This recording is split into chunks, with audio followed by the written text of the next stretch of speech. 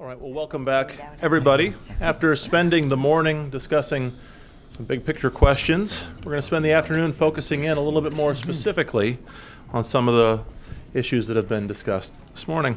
Our third panel is titled The Tools of Administrative Management. It'll be moderated by Philip Wallach. Philip is a resident senior fellow at the R Street Institute, where he specializes in studying and writing on America's separation of powers, with special focus on the relationship between Congress, the presidency, and the administrative state. Philip, thanks for joining us.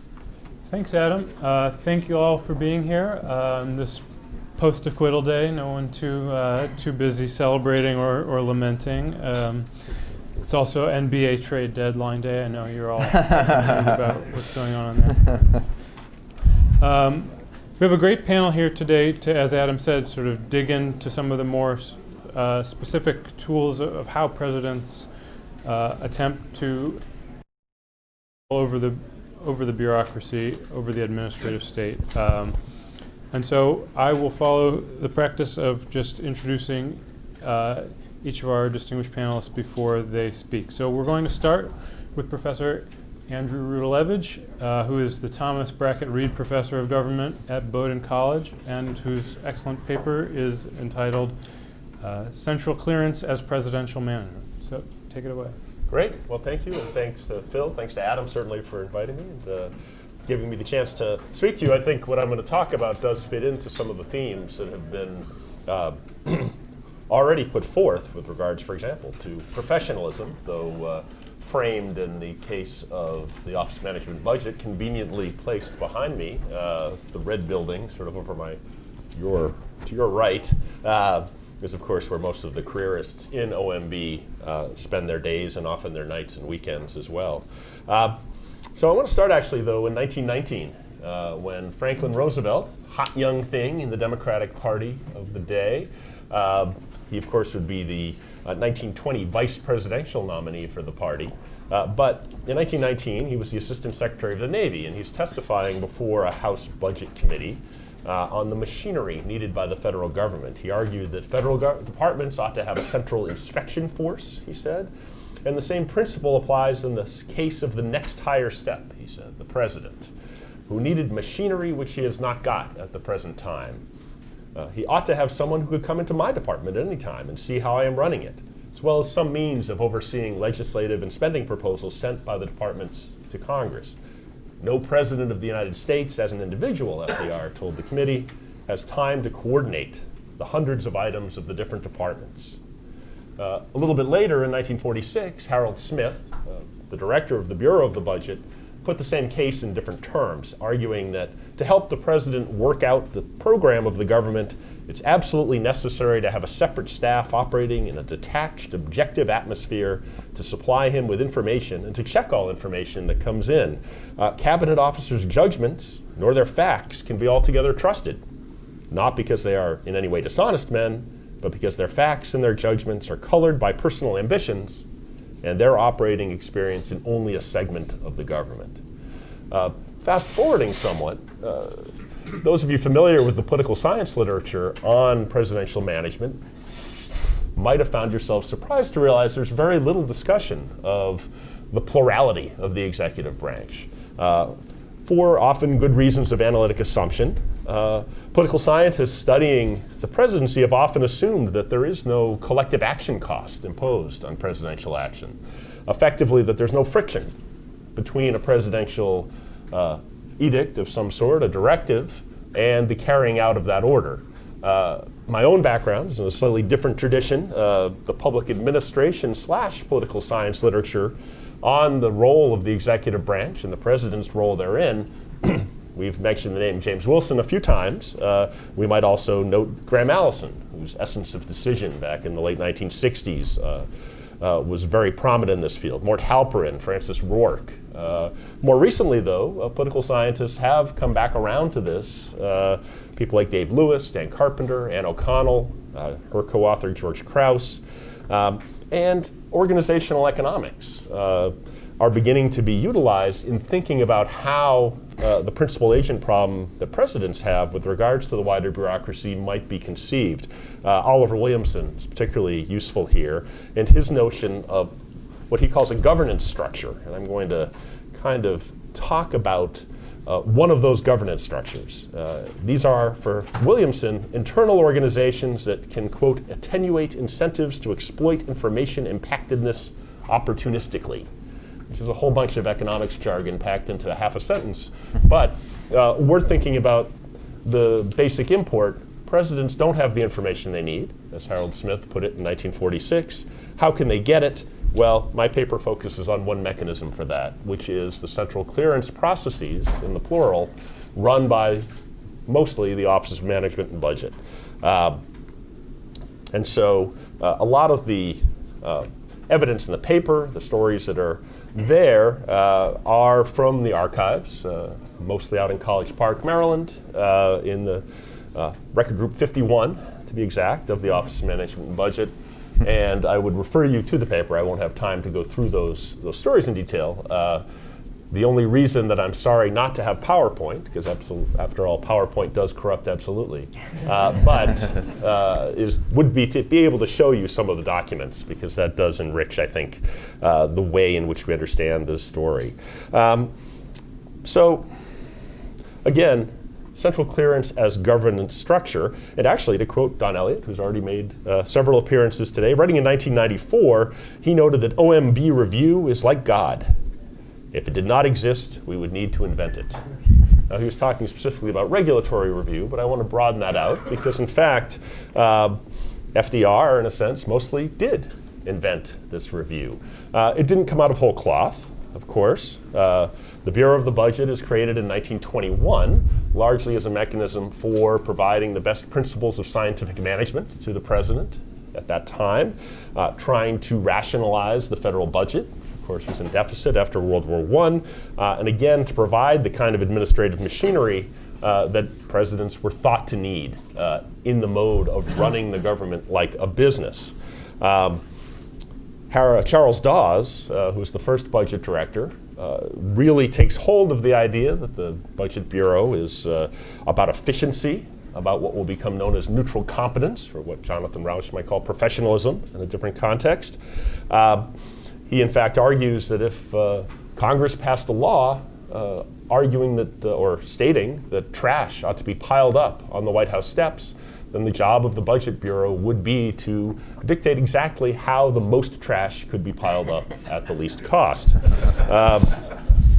He really did see the Bureau as again, an efficiency mechanism. And to that end, he actually issued the first budget circular requiring that proposed legislation, be sent from the departments to the Budget Bureaus. This is in 1921.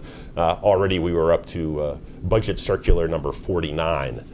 But it's really with FDR in the early 1930s, trying to deal with the Depression. He creates something called the National Emergency Council.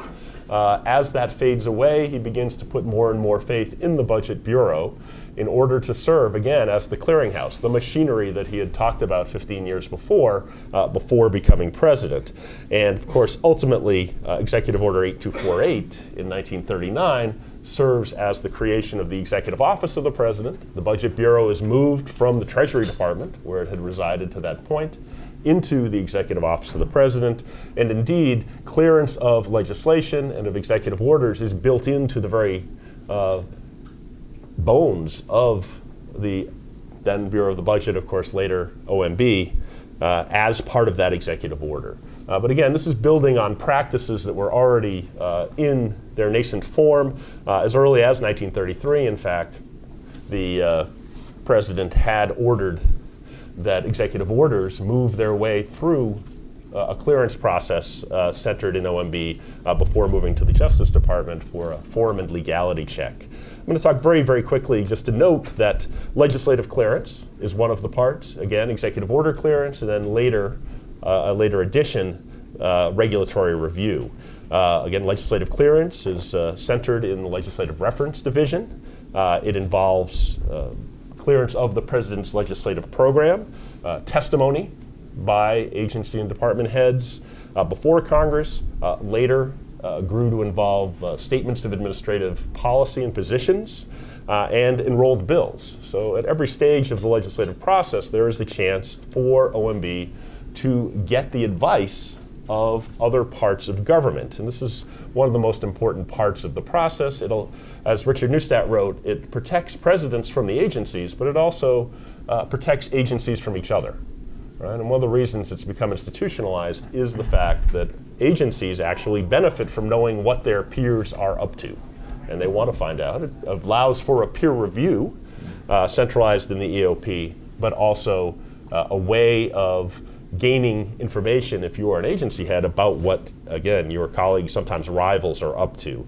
And indeed, as executive orders became more formalized in Executive Order 11030 in 1962 under President Kennedy, the rationale given by the Budget Bureau to the President for shifting the order, strengthening centralized clearance, was, quote, greater protection to the President, to find out more about what was going on, so that agencies wouldn't do an end run around presidential preferences. With these in place, of course, the thing we talk about most probably in scholarship is regulatory review. This is added in stages, I would say. I've written a long paper about the foundations of regulatory review going back to the Nixon administration, and even before. Of course, the big bang is in 1981 with Executive Order 12291, and Boyden Gray, if he's still here, helped to write that order.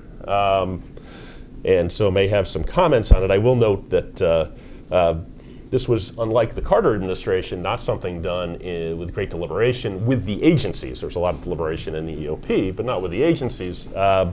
Indeed, it was sent out for comment to the agencies on a Friday afternoon, about 5 o'clock. Monday was the deadline for comment. Monday was President's Day, by the way. And the agencies scrambled to find somebody to comment on the executive order. They showed up at the White House on Tuesday morning, expecting to critique the order, only to find it had already been signed by the President. And there are some other things we can move into, thinking about the role of this order with regards to independent agencies. That's something that presidents have had, I should say, largely backed away from.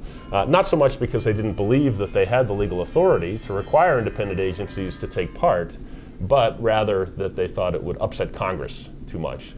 After all, the legislative clearance and executive orders are effectively grounded in the president's constitutional functions. Regulatory review is a little trickier in that normally the power to promulgate regulations is vested in the departments by statute, not in the president. And so there's some maneuvering that needs to be done. We've seen a little bit of that recently in the Trump administration, where as a way of trying to designate under the Congressional Review Act what a significant rule-making effort is, they have required independent agencies to submit their perhaps significant rules and guidance to them. So just briefly then, central clearance is an institution in which recurring transactions between the president and the agencies can be embedded, they can be mediated. Again, this notion of protection both to the president and to the agencies is critical. It's visible often in its absence, right? It's one of those things you might not notice working well when it's happening, but certainly you have archival examples of it failing. Of course, even more salient in recent years was the first travel ban announced by President Trump in early 2017, which received really no vetting from professionals in the government, and it's only the third iteration of that ban, of course, that's upheld by the Supreme Court later. Civil service involvement, I think, is crucial in the Legislative Reference Division, General Counsel's Office, desk officers at OIRA. Again, the idea of providing analysis that is then, of course, vetted through political superiors, whether that's White House counsels or PADS and OMB. I would note, that if analysis becomes another partisan avenue, another dimension of partisan warfare, this is threatened, right? And it's not new for presidents to have to decide how much good government they want to buy. Boyden Gray in his comments noted that the OIRA, in particular, has a far smaller staff than it did in 1981. It's about half, I believe. And that's true generally at OMB, which has gained many functions over time, but basically no staff. Its staff size total has remained pretty much the same since the 1940s, with some small ups and downs. So I guess this is a sort of circling around to plead, indeed, for the maintenance of neutral competence. Presidents have found over time that investing in this is good not only for the institution of the presidency, but in fact for whoever happens to be president at the time. I'll stop there. All right. Thank you, Andy. We'll now go to the other author of our paper who we have on the panel. That's Professor Christopher Kerrigan, who is the co-director of the George Washington University Regulatory Studies Center and an associate professor of public policy and administration at the Trachtenberg School of Public Policy at GW. So whereas Professor Rudalevich's paper gives sort of a history of central clearance as a method of presidential management, the Kerrigan, Fabrizio, and Shapiro paper sort of zooms in on one aspect of that process and asks how and when it can be most effective. So I think there's some good overlap here. And take it away, Chris. Thank you. Thanks. So again, this paper is joint with Mark Fabrizio from GW and Stuart Shapiro, who wishes he could be here but couldn't be here today, from Rutgers University. And basically, this paper builds off the observation, at least our observation, that in the regulatory politics literature, there's basically two sub-literatures. One investigates procedural controls, which sometimes is called new institutionalism, where political principles attempt to use procedural controls to restrain regulatory agencies' actions. So that's one literature. And the second literature is what I refer to as regulatory instruments, sometimes called new governance, which is agencies employ various regulatory instruments, a variety of different regulatory instruments, to try to influence the decisions of firms or other regulated entities. What we've observed, and I've been thinking about this for several years actually, is that although you have many of the same authors in both and talking about both aspects, rarely do the connections between them kind of get investigated more deeply. So we decided with this paper to actually try out this idea instead of just talking about it. So this is what the effort here is supposed to do, and you can tell me if it worked or not. But basically, there are two parallel principal agent problems. So in order to I guess pull a smaller piece of the larger potential project, we focus on one procedural control, and that is benefit cost analysis, a mandate that, at least for significant rules, that agencies conduct benefit cost analysis to support their rules. And the question is, what can the literature on regulatory instruments tell us about the value of benefit cost analysis in the regulatory process, the value of it from the two perspectives, one being to make better rules, and the second being to make agencies or encourage agencies to be more accountable. And kind of wading through the literature, we have this systematic process that we go through to kind of investigate each one of these literatures. But we identify basically three pathways that benefit cost analysis is supposed to affect the outcome of rules. One is what we call as a decision rule, to suggest whether or not a rule should be promulgated. So there's a potential to use it in that way. A pathway to transparency. So a way of requiring agencies to clearly identify a rule's effects so the affected groups and concerned parties can monitor and engage in the process. And then the third avenue that scholars have kind of identified that benefit cost analysis can affect resulting regulations is as a planning tool, as a method to force agencies to take a systematic approach to promulgating rules and setting regulatory priorities among lots of things they could be doing. And what we found when we thought about this, and all of us have also written in this kind of regulatory instruments literature, is that these pathways have parallels to three regulatory approaches.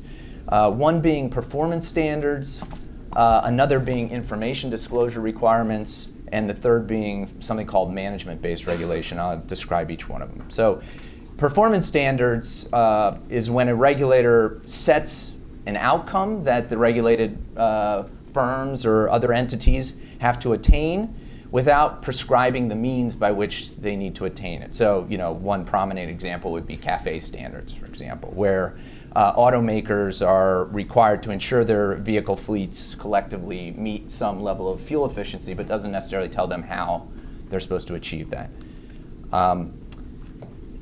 We think that this performance standard idea mirrors BCA in the sense of it being potentially a decision rule by offering a benchmark to determine whether or not to move forward with a rule. Does the rule's benefits justify its cost, according to 12866? And it also has similarities in the sense that it doesn't prescribe specific actions that the regulator must take. So it leaves open that they can use a benefit cost analysis to evaluate a wide variety of approaches, perhaps, and identify the one that kind of gets to the end goal. So that's one kind of parallel. A second one is information disclosure requirements. So this is just simply the mandate that firms provide information about their products, which hopefully, if it works well, encourages third parties to monitor the behavior of the regulated entity and perhaps attempt to intervene to get them to kind of change their approach. Okay, so one example of this would be EPA's toxic release inventory, which requires firms above a certain size to make public environmental discharges. So we think, if you think about it, the transparency path of BCA kind of mirrors this information disclosure by providing providing information about the likely effects of a rule, thereby ensuring that those who would be impacted understand the implications. And then there's this final pathway, which is kind of the management-based regulation or the planning tool. So management-based regulation is another regulatory instrument that forces the mandate is really that the firm plan around the hazards that might occur in their regulated process to avoid harm or achieve program goals without necessarily specifying the outputs. And it may not even mandate that the firm actually implement that actual plan. What it does is, of course, assigns planning to the firms, which is presumably the party that has more information about its operations relative to the regulator. So, as I kind of suggested, one example of this would be USDA's hazard analysis and critical control point program, which requires firms to evaluate and monitor and control potential dangers in food planning. So this clearly then obviously mirrors the third way we think that benefit cost analysis can affect rules and the quality of rules and accountability of rules through this kind of planning pathway, by encouraging systematic planning, both with respect to considering various approaches and prioritizing regulatory needs, and of course shifting responsibility to the agency, which again is the party with most information in this case. Okay, so this is great that we can make these linkages, but what does it give us? So that's the big question, right? And I think if we take this approach, we can learn two different things. One is that as a tool, benefit cost analysis, and through our analysis, is suggestive that the management-based pathway seems to offer the most promise. So we talk a little bit about again, using the literature, some of which we've contributed to. When is a performance standard most likely to work? When is an information disclosure most likely to work? So, with performance standards, the standard has to be clear. The regulator has to determine whether the regulated entity met the standard. Within the information disclosure, the information needs to be clear. The third parties need to care enough to apply pressure if that's the goal. And we think if you think about the conditions in which benefit cost analysis is normally performed, it doesn't normally meet these criterion. So, for example, benefits need to justify costs. It's not a very clear metric for kind of using it as a performance standard. And moreover, as a general principle, Congress and courts are typically not capable of necessarily determining the extent to which the standard is met, being able to determine or wade into the actual analysis done by the agency to support their rulemaking. Moreover, these analyses, as I've written in other places, are not easy for even sophisticated users to understand, and sometimes agencies don't even necessarily have an incentive to make them transparent to a potential critic, in the sense inviting scrutiny does not make them positioned well potentially in judicial review. And then we go on to argue, but in contrast, management-based regulation, the planning side of this, seems to fit the circumstances in which management-based regulation works well downstream. So thinking about management-based regulation is typically applied when the firms are heterogeneous or the processes are heterogeneous, where outputs are difficult to monitor, where agencies are capable of evaluating plans and firms are committed to planning. And it seems to us that these are the conditions under which benefit cost analysis is applied among agencies. Agencies we know are quite different, heterogeneous. Outputs, the outputs are sometimes difficult to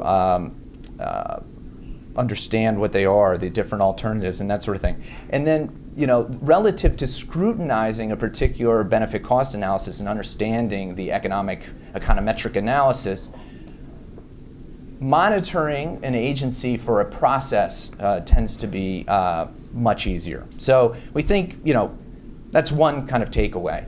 As a tool, benefit cost analysis is likely to have the greatest impact through its efforts to force agencies to plan systematically.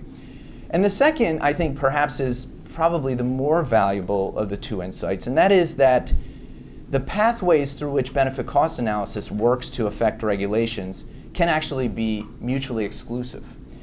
So again, using the analogy to the regulatory instruments literature, to operate as a performance standard, benefit cost analysis must accurately account for the benefits and costs, but to work as an information disclosure device, it must be understandable to third parties. And sometimes those two things could be in conflict with each other, direct conflict with each other. A similar example would be performance standards are typically better in homogeneous environments, whereas management-based regulation is applied in heterogeneous environments, again, suggesting some conflict. So to kind of conclude, I think I'm about out of time, conclude with two thoughts. First, discussions of benefit cost analysis effectiveness, at least in the literature and kind of general discussions, often focus on the extent to which its application allows it to operate as a performance standard, a metric to define whether or not we should proceed with a particular rule. And I think this paper, if it does anything, suggests that this emphasis might be misguided, that the pathway by which benefit cost analysis is most likely to encourage firms to form better, or agencies to form better and more responsive rules is through that systematic planning piece.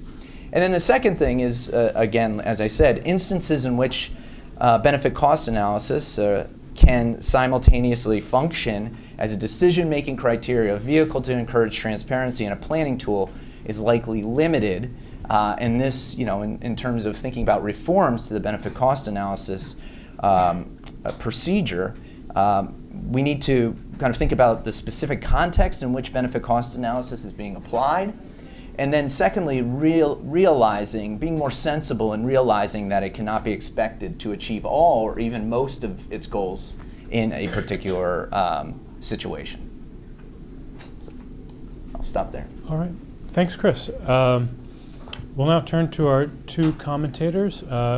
First, we'll go to Susan Dudley, who has worn many different professional hats of relevance here. She is Distinguished Professor of Practice at the Trachtenberg School at George Washington University. She's the director of the George Washington University Regulatory Studies Center, which just celebrated its 10th birthday with an excellent event this past week. Just as important for this panel, she served as the appointed administrator of OIRA in the Bush administration, and she is a past president of the Society for Benefit Cost Analysis. Don't get those two words turned around. They'll get you. So, turn it over to Susan. Thank you, Philip. And I also want to add my thanks to Adam for convening these, first of all, for getting the stimulating research, so encouraging the stimulating research, and then convening these discussions that are, the conversations that are so great. I'm not sure that the title he chose for this panel, I mean, I'm surprised anybody came back from lunch after Tools of Administrative Management, when in fact I highly recommend the papers because they're interesting and fun to read. So I'll start with Andy's. It's a very interesting history of these different clearance mechanisms, and he has lots of interesting details about what's going on in these inside procedures. He says he spent a lot of time in College Park at Record Group 51. We don't have to do that now because you can read his paper and there are lots of fun little anecdotes. Like there was one that I liked about the development of President Clinton's children's health executive order and how long that took and all the different parts of the government that pulled and tugged in different directions before that was finally published. So there's a lot of fun stuff in there, like the story he told us about Executive Order 12291, that by the time people saw it, it was a fait accompli. So the difference in how those things work is really pretty fun. So he draws parallels between the clearance process and the legislative clearance, the executive order clearance and regulatory clearance. And I having been at OMB on the career staff and then as a political appointee, I often talk about the role, when I explain to people why is it that the Office of Information and Regulatory Affairs reviews regulations, I say it's part of the OMB, and OMB does all that, and I often will add procurement, IT, the budget, and part of what you mentioned is it's that OMB, so they're part of the Executive Office White House complex, but they've got that cadre of career civil servants that we've talked so much about earlier today. So whenever I do it, it's much more simplistic than Andy's, and so I highly recommend it. You do separate from these three that you talk about the budget review that you say is inherently different. And I think that's absolutely right, but I also think there's a real difference between the three that you talk about. So legislative review really is almost a pure clearance function. So it is, the legislative review division gets testimonies, say from the Secretary of the Department of Labor, sends it out to other people in the White House, other people in the executive branch, gets the feedback, turns that around, and hands it back. Regulatory review, I often say, oh, I wear several hats, and that's one of the hats that they wear, is doing that clearance. Doing that clearance across agencies. When a regulation comes in, what other agencies might have an interest in this, and getting their feedback. But a second one is that analytical evaluation and expertise that they bring. I may butcher this, but I think President Obama called it a dispassionate and analytical second opinion. So they do bring that expertise, as well as the coordinating and convening. And then they're, as you've mentioned, they're part of the White House. I think the review of executive orders, in my experience, is somewhere in the middle. OMB's Office of General Counsel and the White House Counsel are very involved in those executive orders. So there is that adding their expertise, but they also are doing that clearance function. One of the things that you mentioned, and I hear this a lot, that centralized review, and this is also the different hats, that centralized review has the value of the career civil service, but they've also, it's part of the White House, and pardon the pun, but White House politics will trump the career or the analytical stuff. I think that's a little too simplistic, this notion that politics always trumps. And this is something that's hard to observe on an empirical basis from the outside, but in my experience, the analysis always informs the politics. In the end, if the White House says, I hear you, I understand that's what the analysis says, but I still need to do this for political reasons, yes, that does trump. But I think often in ways that are unseen, the analysis can actually inform.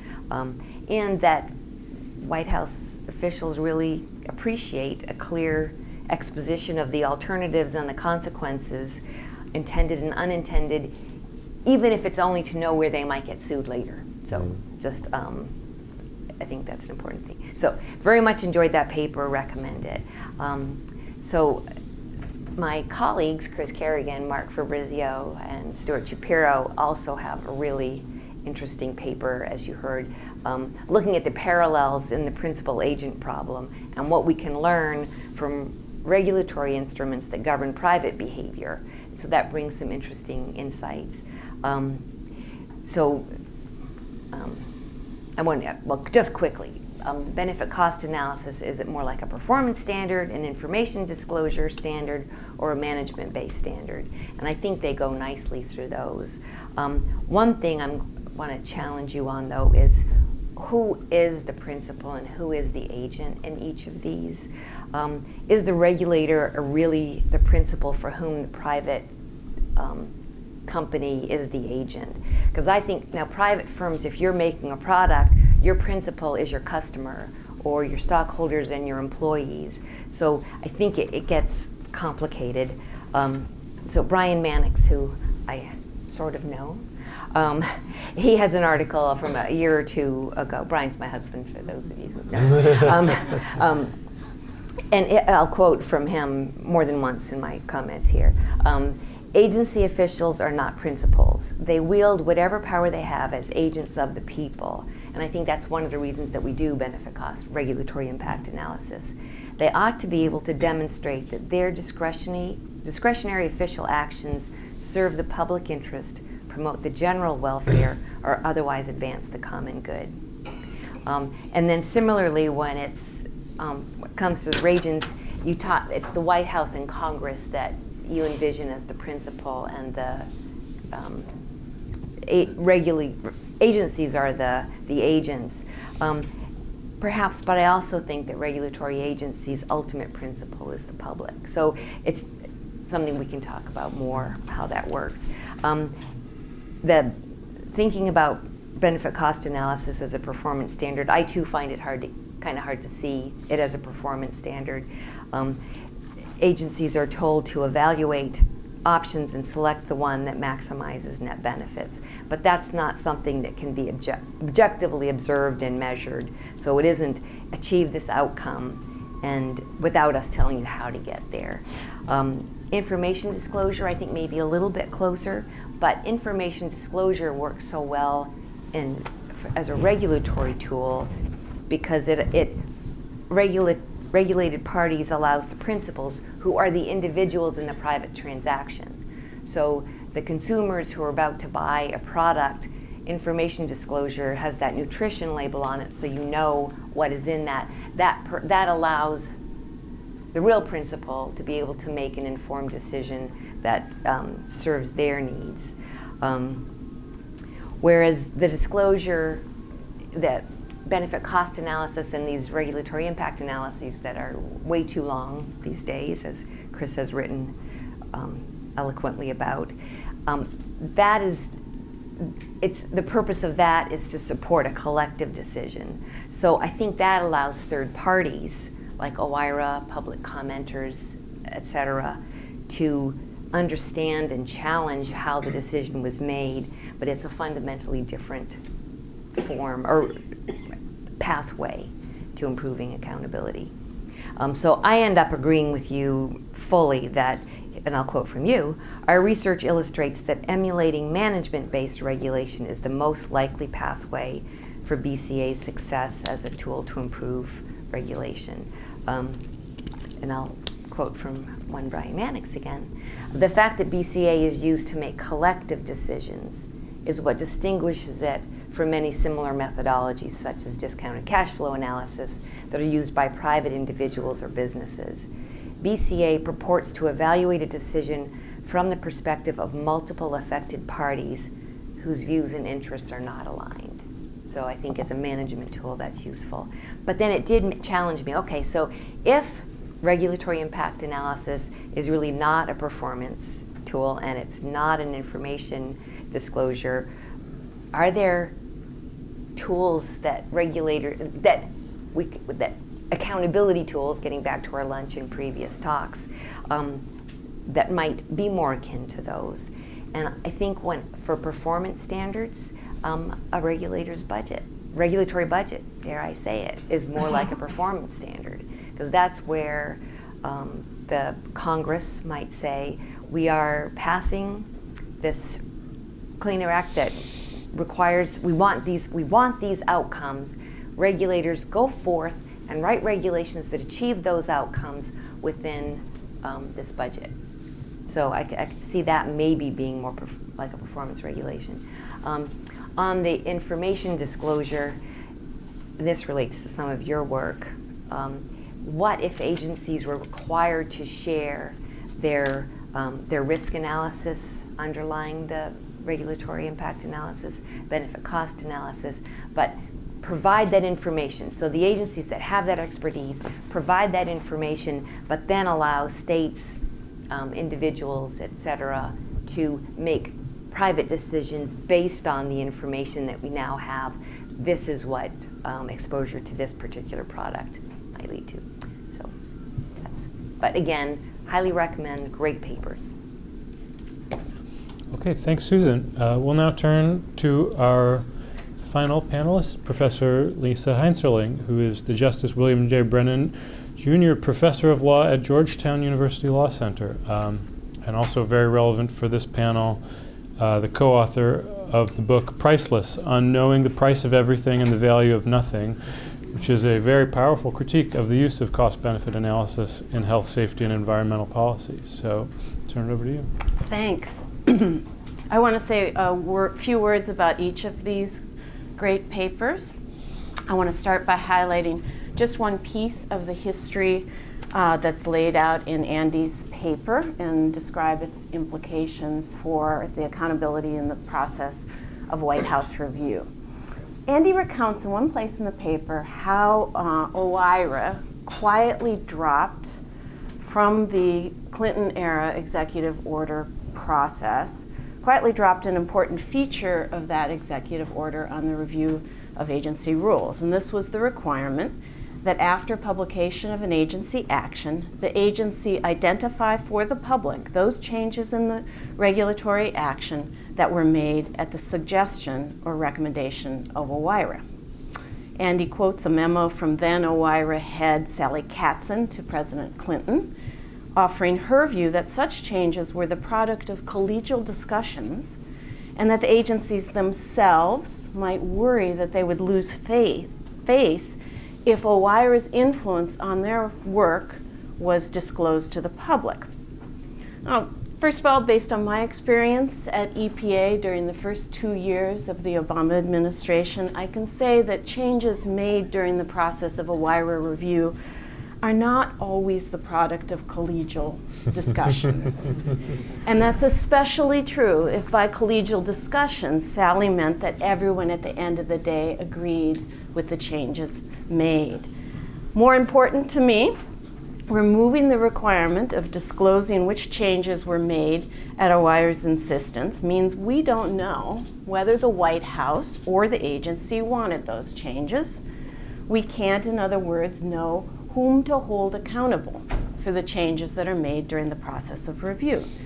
And this seems especially important to me in light of the quiet abandonment of another requirement set forth in the Clinton-era executive order, which of course still is in force today, and that is the requirement that OIRA maintain a publicly available log which reveals, among other things, whether, when, and by whom presidential consideration was requested. To me, abandonment of these two explicit promises of transparency means we often do not know who demanded changes, sometimes centrally important changes, in regulatory actions, or why. This greatly reduces, in my view, the accountability that's the supposed premise of centralized review. The president is held to account for changes in regulatory actions only if he chooses to claim credit for the changes. He's accountable only, in other words, only when he chooses to be accountable. Well, that's not really accountability, in my view. after the president or the White House or OIRA, or in Cass Sunstein's phrase, somebody who matters, has played a role in influencing the progress of an agency action through White House review, the agency then is left with a hard job, and that is to try to explain to the public how its action comports with applicable law and the evidence before it. Often the real reasons for the changes made during the process of White House review, actually don't comport with the underlying law or with the evidence in front of the agency. Often the reasons the agency gives for making the ultimate decision are not its real reasons. If the changes are due, for example, to the results of the cost-benefit analysis, the agency can't actually say this if the law doesn't allow cost-benefit analysis. If the changes are due to presidential politics, you can't say this alone. You need to give the stated reasons and tie them to the underlying facts under current principles of administrative law. So what we get from White House review is this: an agency action whose author we can't identify unless he chooses to reveal himself, based on reasons that may violate the applicable law and may have nothing to do with the facts before the agency. And then this is all topped off with a lie, to be frank. And that lie is, these are our real reasons for taking this action. The agency has to say, these are the reasons why we took this action, even though those may not be the real reasons, and the real reasons may be illegal reasons. So it's not clear to me yet what the full implications of last term's Supreme Court opinion in the Census Case are, in which the court held that the agency's explanation, or the Secretary of Commerce's explanation for adding a citizenship question to the census, was contrived.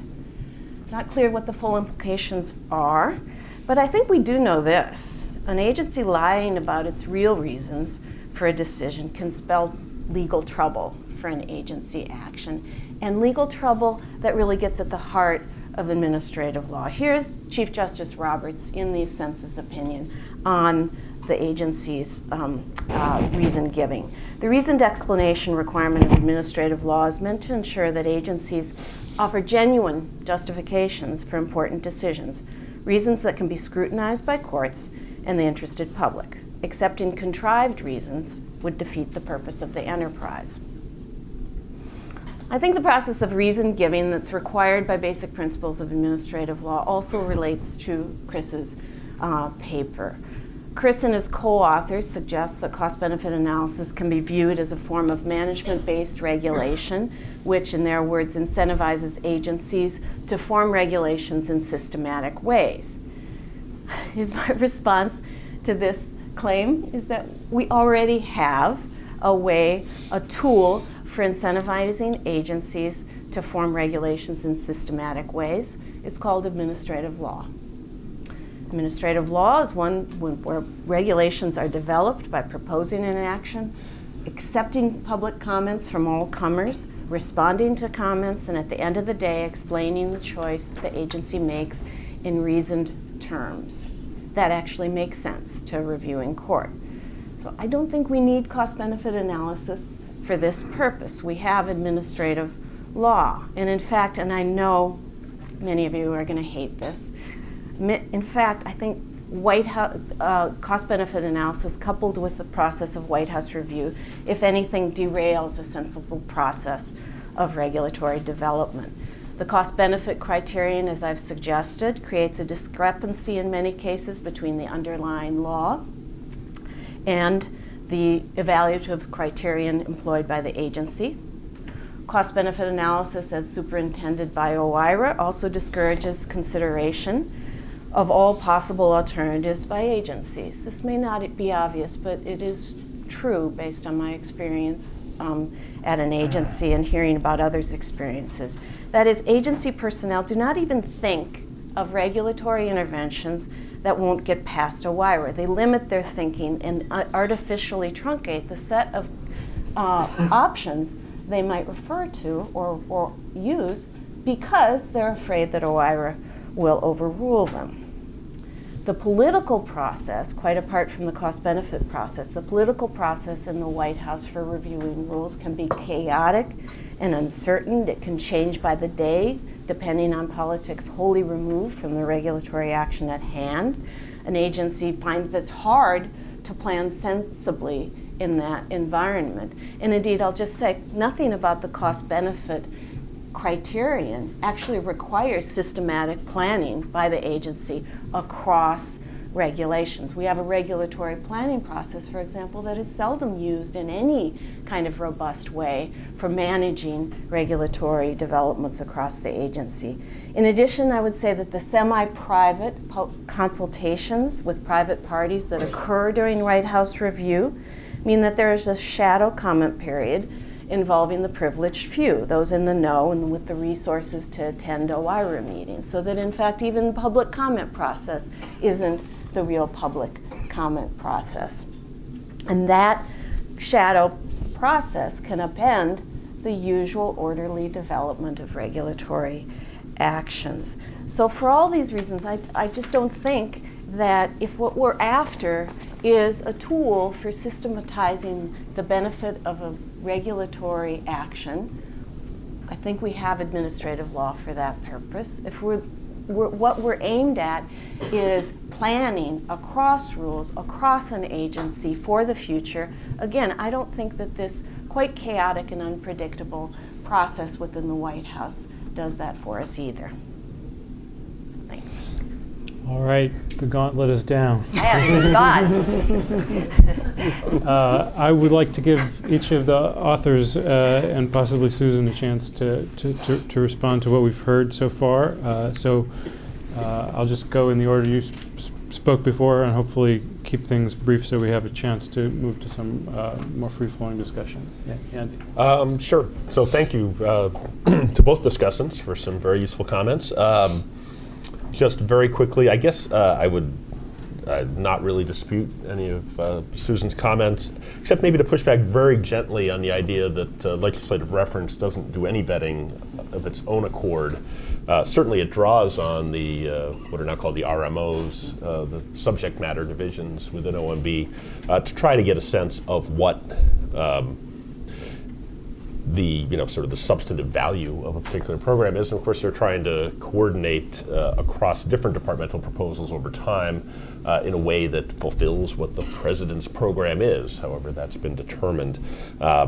So I think you do see evidence certainly of sort of panic deadline driven clearance, but you also see certainly at times evidence of legislative review leading to changes, certainly in legislative substance, but also in testimony. The times that hits the headlines is usually when an agency head complains that the science is being distorted by the demands of the White House. This is actually kind of getting to Lisa's point in a different context. But that they were going to say what was true, but now OMB is forcing them to say what is false. And those kinds of conflicts, of course, are very newsworthy, fun to cover. The other point I was going to make just had to do with the, for executive orders, actually, also you do see quite a lot of changes happening. In fact, even to presidentially proposed orders as they go through the vetting process. One of my favorite archival finds is a note by Jimmy Carter to his White House counsel saying, make an order, make it strict. And if you follow through the archival process, it never is issued. It's OMB convinces him, in fact, that it is not a useful or productive or, in fact, possible order to issue. So there can be independent pushback in that sense. But yeah, I would certainly agree that the review that goes through is ultimately going to be subject to political discussion. I like the idea of the analysis informing the politics, and I'm glad to hear that happens more regularly than not. And I think that sounds right. You do see examples, of course, where that's overridden, and I guess all I really meant to say was that in those extreme cases, if the president wants to do it, it can be done. No, you're right. Yeah. It's funny. So at the workshop version of this, Sally Katzen asked me about this memo. and asked me to send it to her, which I did. She's obviously very capable of speaking for herself. But I will say her concern at that time was very much to be the sort of the first democratic OIRA, actually, and to be, as she saw it at the time, much more friendly to the agencies. And that this was something, in her view, that they wanted, in fact, was to have this drop because it would be embarrassing to show the back and forth and, things like typos, but also things where the agency had lost. They might not want to admit that. So that was her take at the time. Intrigued to hear the way that it played out in your experience. All right, Chris? Sure. Just a couple of comments. I take Susan's point about the question about principles. I think I ultimately, the people are principals and they're operating through politicians, they're operating through regulators. But I think, and I certainly would say if I'm a regulated firm, I don't think of the regulator as being my principal, for sure. I think that's pretty clear. But I do think the analogy still works as a general general principle. But I take your point that there's some nuance to that kind of direct principal-agent problem. It's not setting up a mathematical model and solving a model. It's definitely much more nuanced. So it's a good point and something we need to think about. The second thing about the information disclosure, in some other kind of related work that I'm doing with Kerry Colonisi, we kind of argue that information disclosure is less of a device to provide information and more of a device to solve, information asymmetry, and more of a device to solve externalities. And when it's thought of in that way, it relies on this third-party pressure, which is like your TRI. Yes, exactly. So that's kind of how we're thinking, but we do have to be more explicit because there's certainly a role information disclosure in just simply providing information to the consumer purchasing. Lisa's point, good points, and I'm not here necessarily to defend benefit cost analysis. Is simply analyze, when it could potentially play a role. I would say, some of the same criticisms. Do we need benefit cost analysis? We could also kind of levy at notice and comment as well. Some of the same criticisms, whether or not it works as a planning process or can actually engage an agency in a planning process. So I think maybe some of the same problems apply to both of them. And so having two, does that make things worse? Does that make things better? I don't know. So that's something we have to definitely think about, but very good points. Thank you. All right. Susan, if Chris is not here to defend benefit cost analysis, Susan will. Well, maybe what I'll defend is OIRA review. And I just checked my watch because I didn't want to spend the remainder of our time on something that Lisa and I can talk about separately. But one quick point on, it's not OIRA and the agency that as if there are just only two parties in that discussion, but there are a lot of agencies that OIRA is coordinating comments. And one clear way, if the agency would like it public, what OIRA thinks is a return letter. OIRA can return a regulation. And in my experience, when there really were just at loggerheads with agencies, and usually there are many other agencies involved in that loggerheads issue, I would say we would draft a return letter. I would share that with my counterpart at the agency and say we're ready to return it. And a return letter is very explicit. It said we're returning this because here are the parts of the executive order, Clinton's executive order, that you did not, that your rule as drafted didn't meet.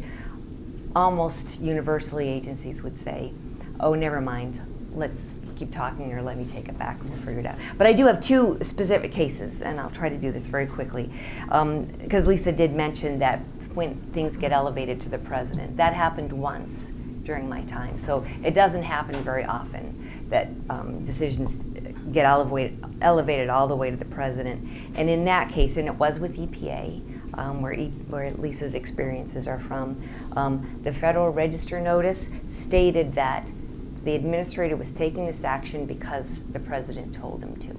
So but he didn't want to do it. He lost it when it got elevated, and he put it in there. So this notion about lying about the reason, Wendy Wagner's The Science Charade suggests that happens a lot. To get something through the courts, courts are less likely to challenge you if you say the science says we have to do a certain thing. And her notion of the science charade is that policy choices they masquerade as scientific data or facts because courts are more likely to defer, and they won't touch that.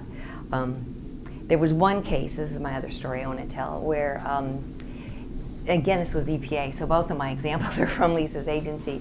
EPA sent a draft rule to OMB and then immediately leaked it because they wanted everybody to see any changes that were made from the draft that was submitted to OIRA and the draft that was published. And there were a dozen other agencies in the federal government that were very alarmed at the approach that EPA was taking in this draft. So instead of doing the normal process where the discussions are deliberative and there's back and forth, we said, all right, let's just publish that draft as it was submitted, but the preamble will also have letters written from all these other agencies expressing on the record what their concerns with that draft are. I think that is exactly what you're asking for. It's very transparent. It said what the Small Business Administration, the Department of Agriculture, Interior, Energy, Trade Rep, what all of them thought, and that was there on the record. The fact is EPA hated that. The EPA staff was very unhappy with that because they much preferred to they didn't like the idea that their draft was somehow separate from the government. So I'm sympathetic to Sally's explanation to Andy that this stuff works. And one more thing, and I know, is the notion of semi-private conversations. When OIRA, and this is under Sally Katzen's executive order that's still in place, when OIRA meets with outside parties, it discloses who it meets with, and if there's any material presented and left, that also gets scanned and posted on the website. Agencies can have meetings with outside parties while developing the regulation, and there's no disclosure, no requirements for that. And I'll get back to Andy joked about Don Elliott's comment that if you didn't have a wire, you'd have to invent it.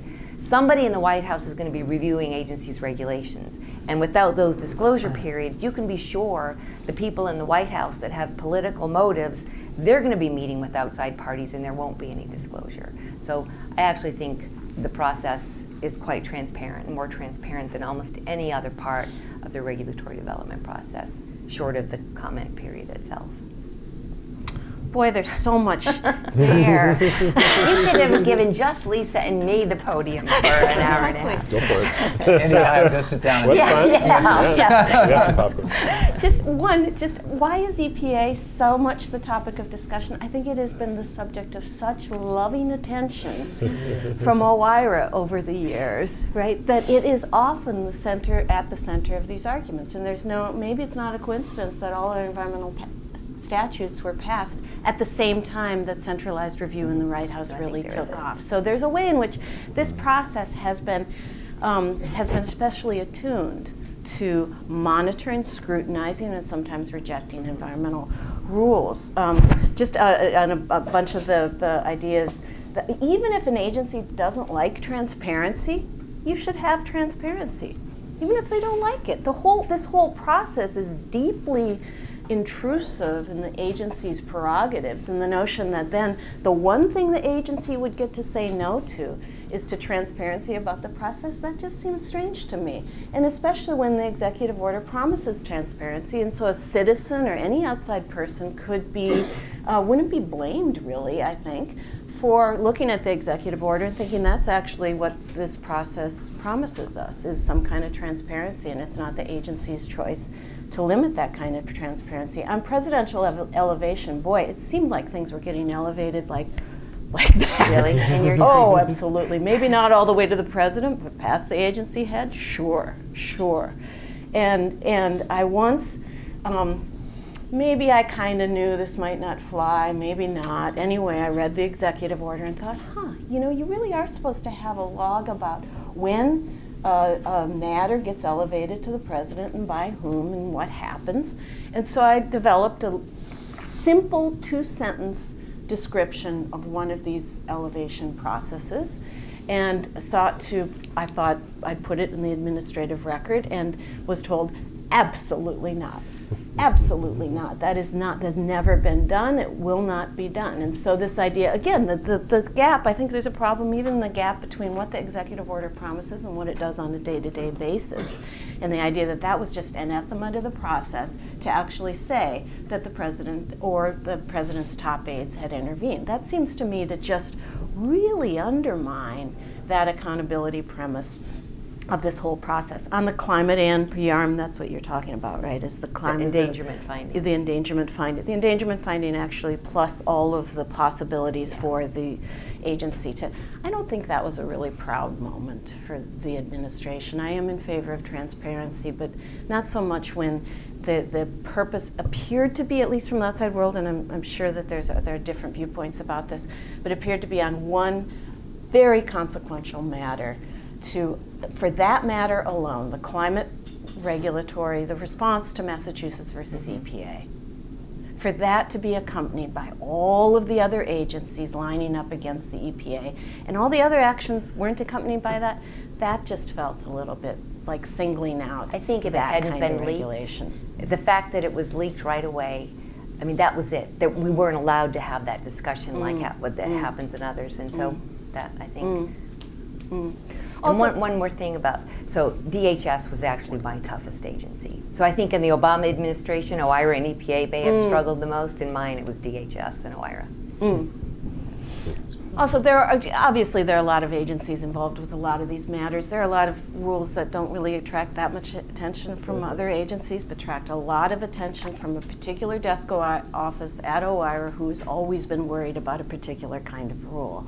And so, yes, there is this interagency process that is quite separate maybe from the cost-benefit stuff, but for many rules, the interagency, at least in my experience, the interagency presence was not that huge. And I'll just end on one note. This is old-fashioned of me, but you read the statutes on these matters, and they don't give authority. Not only do they not give authority to the president for the most part, but they don't give authority over EPA rules to the United States Department of Agriculture and the United States Department of Energy and so forth. And there's a reason for that. And so that to give them an effective veto power in this process, it seems to me, really disrespects Congress's choice about who the agent is. I just make one quick historical comment on EPA's prominence in this process. That does go back to the Nixon administration. Right? The Quality of Life Review, which was the original name for this under Nixon, was in its language applicable across the government. To labor, to commerce, to everybody, but it really was aimed at EPA and really only enforced against EPA. And that's very nicely comes out in Andy's paper. Yeah, I also mention it in my recent Journal of Benefit Cost Analysis paper. I happen to have a copy of On it. sale now. I want to maybe just follow up on this question about Congress because it came up. The story of OIRA's evolution is not one where Congress is a central player, but I did learn from Andy's paper that Congress declined to reauthorize OIRA in 1990 as a way of using its leverage to have a say in how OIRA's processes were going to work. We obviously, Congress could make it go away if it was really dead set on doing so by using its appropriations and tools to do so. I would just be really curious if any of you have thoughts about the ways in which Congress views the relationship between its 1970s statutes like the Clean Air Act and OIRA, and whether Congress likes to leave OIRA alone largely because it likes the kind of influence that OIRA has. A couple of thoughts on that. I think the fact that OIRA administrators always have a hard time getting confirmed means, regardless of party, or maybe not always, but often have a hard time getting confirmed, is because there's no constituency for it in Congress. There'd be a constituency for the head of EPA, but the other thing that's unrelated to that is that for the last several Congresses, there's been bipartisan legislation to codify the requirements of Executive Order 12866. So on the one side, there's been bipartisan legislation. On the other side, it has never passed. So I'm not sure what that tells us. But you guys know more about Congress than I do. The record is interesting on some of the deals that were cut between various administrations and Congress, certainly, to get OIRA reauthorized, or at least not murdered statutorily in its sleep, moving through. And most of these did have to do with trying to leverage more transparency. Going back, really, there's Wendy Graham, the Graham Memo of 1986, for example. And then some efforts by Dick Darman, who by the Bush administration was the director of OMB, and some hints, at least, in the archival record of some power play maneuverings between OMB and the White House counsel's office at that time, that the White House counsel's office won, actually. So there's so a lot of it, though, is about, in the Bush administration, the example you talk about, one of the interesting things is that a lot of the political heat moved to the Quayle Council, right, the Council on Competitiveness, and then, in fact, a lot of what was emphasized by the president himself was that they were doing all the bad work, which actually left OIRA in a better place politically, because it was seen a careerist wound up serving as the acting director pretty much the whole administration. As you say, the nominee was not confirmed, and so that actually gave OIRA sort of breathing space to make it through that particular crisis, while congressional fire was trained on Dan Quayle and Michael Boskin and others in the administration. Then when the Clintons come in, right, they're dealing with this for some time, and certainly there's some hope in the bureaucracy that Clinton will just say this was a bad Republican idea and get rid of it. And that's pretty clearly never on the table, at least again from the way that Sally Katzen describes that story, but it doesn't seem to have been a serious consideration. But the revision of the order, again, adding the transparency mechanisms that have been mentioned, certainly was part of that deal, and this winds up continuing as a matter of dispute into the Congressional Review Act deliberations in 1996, right? This keeps going. And that is actually a trade for reauthorization again by the time we get to that point. I'll throw one more question out, and then I'll turn to the audience after that. My question goes back yet again to Don Elliott's pithy comment. If we didn't have it, we'd have to invent it. Is that true of cost-benefit analysis also? Was the emergence of cost-benefit analysis an inevitable response to the complexity of regulatory decision-making environment? Is it just a way that, is it what we call the centralized government's demand that the agencies show their work, or is it something more substantively freighted than that? I'll turn to Lisa. I think it's way more substantively freighted than that. I think that it's not a coincidence that cost-benefit analysis became a central principle of regulatory review really systematically with Ronald Reagan, who, of course, came into office promising less regulation, smaller government. I just don't think those two things were unrelated. Cost-benefit analysis has never been the friend of many types of regulation, in particular health, safety, and environmental regulation.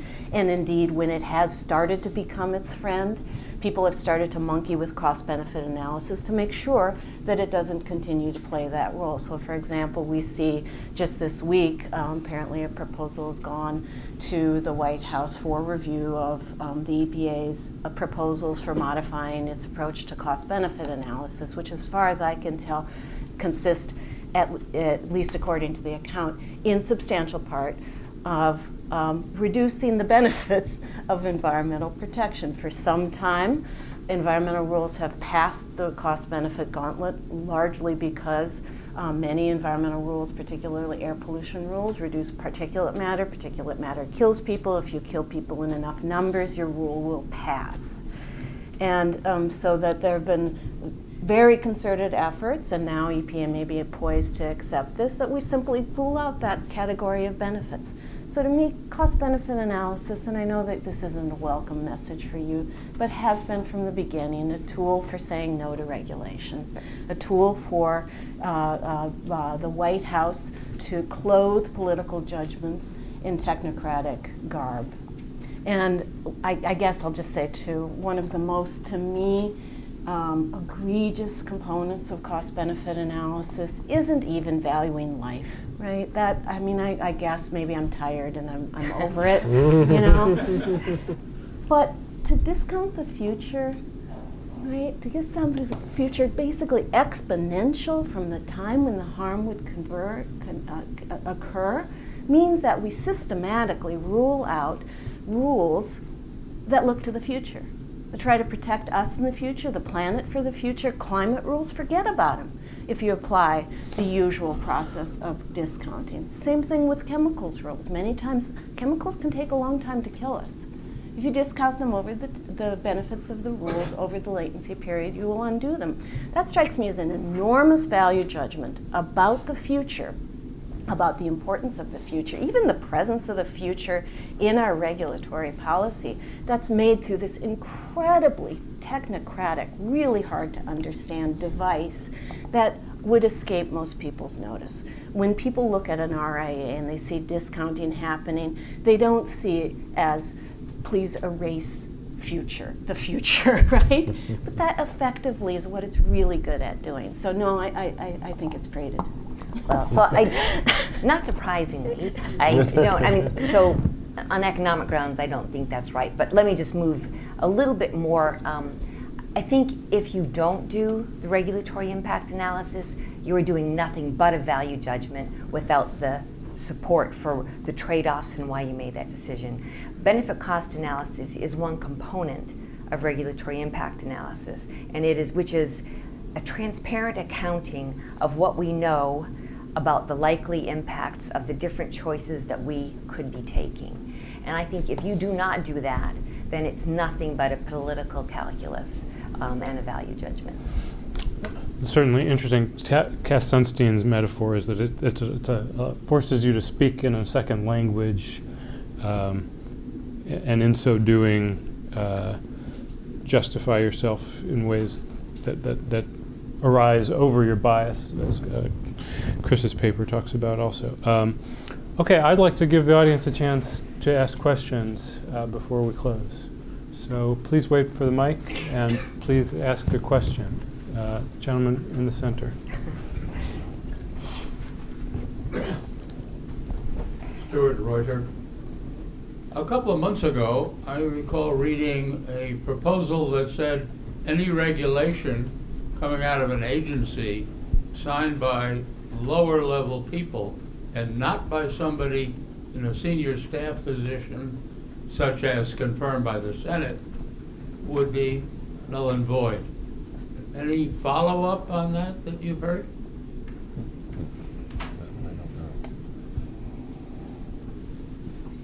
I actually don't know the answer to that question in the present day. That was a concern of the Carter administration when they began to do regulatory impact analysis. They were concerned that department heads were actually not tuning in to what was happening in the agency more widely, and they wanted to make sure there was explicit sign-off by political appointees as it moved forward. So again, that's something very recent that I saw. Yeah, but it's not a So new concern. follow up in the sense of what's happening with it, or Is it valid as our current understanding? Well, I think you could have such a principle. I think it'd be hard to manage. I do wonder what the extent of the scrutiny that will be afforded to every single action, how much substance will actually occur. Published But yeah, I don't. Regulations in the Federal Register should have been signed off by a senior person. Yeah, I'm just saying I don't know how much review they'll actually do, and I don't see a legal problem with that kind of directive. Yes. Jeff Lubbers, American University. I'm wondering, this is a sincere question, has anybody ever done a benefit cost analysis of the OIRA review process? and I'm thinking of, the benefits would presumably, although at least some might disagree, would presumably be that it increases the cost effectiveness of all the rules that they review, and if you could measure that, that would be a benefit. But there's also costs, not including, of course, the cost of the small OIR of bureaucracy, but also the cost of delay of these rules that have been measured to be beneficial by OMB every year in their annual report. Peter Shane made that point when he commented on whether President Obama should keep Executive Order 12866. So has that been tried, and where can we see it? There have been several studies that have tried to look at, because this needs to be being compared to what, and how do you know what the baseline would have been like if OIRA wasn't there. So some of the studies that I've seen on that are comparing the outcomes of regulations that independent agencies issue compared to the regulations that go through OIRA, because independent regulatory agencies, as Andy said, don't go through OIRA review. And they found that as a rule, the analysis is better and the outcomes seem to be better. You're actually doing some work on litigation. Is it related to that? Yeah, well, it's more about the agency's organization and how that affects the probability of litigation. But one literature that could potentially speak to that question, just thinking about a political science literature, looking at ossification and the empirical work on ossification, which is kind of suggestive that these procedures haven't really delayed significantly rulemaking, that rules are still happening and still happening at roughly the same pace. That's what it seems to come up with. Now, there's questions about, when can you start measuring when a regulation is being considered, and there's a whole process before that an empirical researcher like myself can't necessarily see. But yeah, there's not a strong amount of evidence, OIRA review being one of those procedures, that the procedures are really slowing things down that much. So, for what it's worth. 6 months. Susan, you joked at the beginning of the panel about how dull the panel title was. You didn't realize it was actually an experiment to see how dull could I make the title, but still fill the room with people who are interested in this panel, and I consider it a success. So thanks, Philip, and thank you, everybody. Thank you.